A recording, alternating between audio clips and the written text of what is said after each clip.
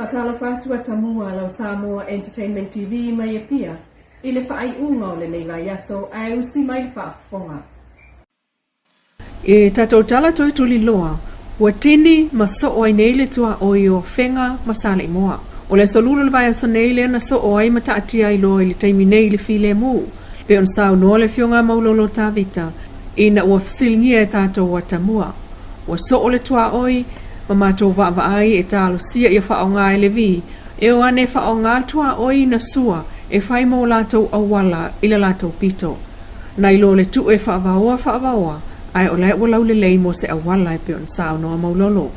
O le tua oi le o taati ai nei, na sua atu lava I tai, tau le ai ngā whenga iuta I le nupi wha, ia mamoli mawina o le isi tu o manono, ai o le isi tu o le nupi wha. O manono na mawele a whewaru se lau iwa ono, I ona ia fo I malienga na whaia I ngā taimi, o se tūlanga e mao whai matai o whenga, I le whai unga, sa whaia toa ina I la so e pe on sa noa le fionga maulolo. Ai o le taimi nei o so o le tua o I talu mai le aso lulu ma ua taati ai loa. Ai le lipota le teo polensia le vai aso nei e te aane le tolu I le aso ngofua, o whaia lava so alau pulenga. Wha to alam ta upu, a fio anga lua whenga ma le visa le moa so tanga I whanua nei matua oi. Peitai, I le ungal whaamsinongo whanua masua whali tausanga a whiwasala wana tolu, e so tanga I whanua pe ona ta uai lunga, o whatama maulolo, e pu lea whanua o lo oitua atu o le auvaa, lea o lo ofe ese ai nei. Ai le ungal whaatalonoanga, ma le prestene, o le whaamsinongo whanua masuafa, na whaamaoni ai ele ai se talo sanga apili a sali moa, na tu watu ile whaamasinonga mta upulea o lo na winga, o lo tu mau lava le whai unga le whaamsinonga whanua masuafa o le awhiwhisala wana tolu, o whanua o lo ofe ese ai ai e tu mau pea lea, ia li imwhai pule o a whenga. O saunanga fo ilea le ofisilo whanua masuafa, papa lii, John Afele taimalelangi, ia le vi sali moa, e tu atu pea le awanoe whaatino ngā rue ngā whenga, e tu sa malea whaai unga, ai a alu suwanga o le umane, le apili e manu malola la toitu, ona totongi umatu le a whenga, a la toanga ua whaaleanga, ai a manu maloa whenga, o le a whaawau peo na whaatino, le ngā rue ngā lo whaia I le taiminei. E umane whaatalanoanga le wa te ale tolu I le fiafio la songafua, Petai o lea ua whaamaunia mai le fionga maulolo, ua tini le tua oi, ma ua taatia I loa I le taiminei.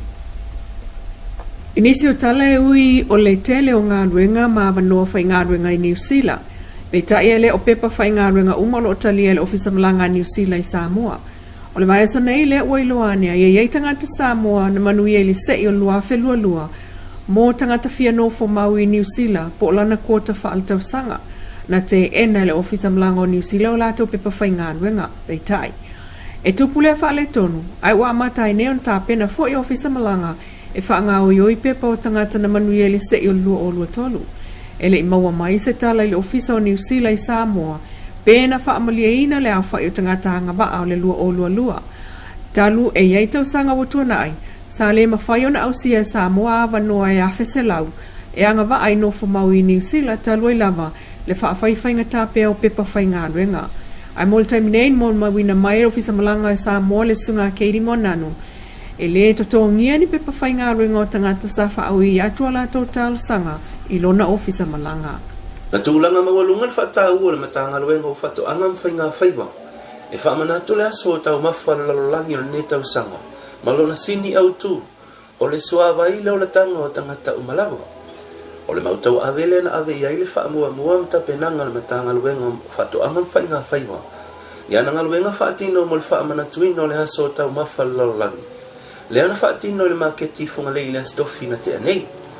Na saunoa whaaftai ma whaamalosi au iai le whionga le minsta la au lipola tai wau le Watea Smith. E le ngata o le mitamitanga I le aso o tau mawha lalolangi. Ai o le aso fo I mo so se atina e tau lafmanu. Mo le so wa mataina le stato po kalame anu ia.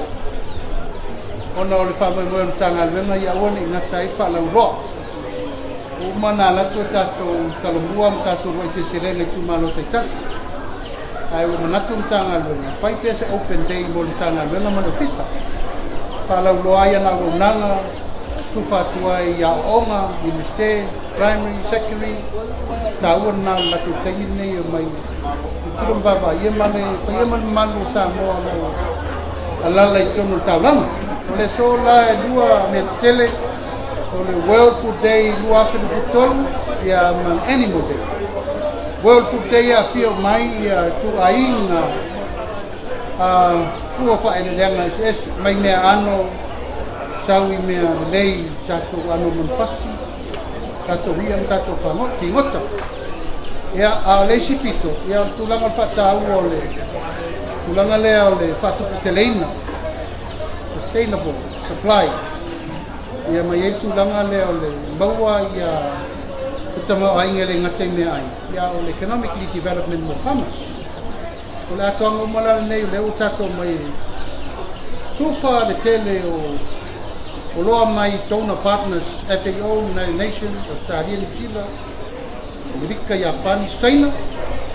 Ia awa faali mai ma loa ngosi i tato crops, ma tato agriculture products.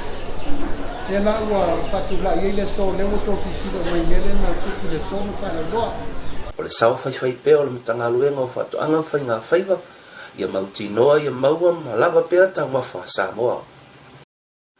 Ua talusanga ina mai le matanga luenga o leo le sosoani ia le tunu o lau tele. I le tausa i lia leo ni wha matalanga i wha mautu o ia la tau suenga. I se wha o ngā lima na tūla i mai le whai ongo le mai aso na te anei. Le ana wha o li mai ni tau lea i se ave taxi o le whalita avale le 777 i songi. A afia tua i ma le tali telefoni o le alawa whalita avale lau pāsisi. Whapea ma se tasi o li talavou. Se report le Samoa Global News se whapea. O le nei whalave na i loa i se ataviro na pu e se tasi na iai le ano fuanga. Ma tu i lunga o le tusi fōlinga, ma wa ai anga i inga whaasori tu la whono. Sa no le whionga le komisina au pa au longa tino Filipo e whapea. O se tasi o tama talavou sa whao o lima iaini si fo i talavou sa mau e le mepo e ata. E le mamau e se malwhalita awale le 777. Ma sa tama whai atua isi ave taxi e tā o fin whaafile mu peitai. Wa afi atua i malave tā avale. Whaasolo ne ai malama e mai hao ne itu pulanga mi o le tau pulea i le tali telefoni al whalita avale. Ma e tupul whale tono loa nga i uma e tuar to te leo ave taxi mo la tau pasesi. Na wha maunia mai foi au apa au o lewa mai a wha ulu atu le tangi a lea whalita avale lau pasesi le 777 e whaasanga ia i la tau. Sa whaatino ina le nei wha lavi. Sa ta ua foi e le pule le whalita avale le sunga no wata.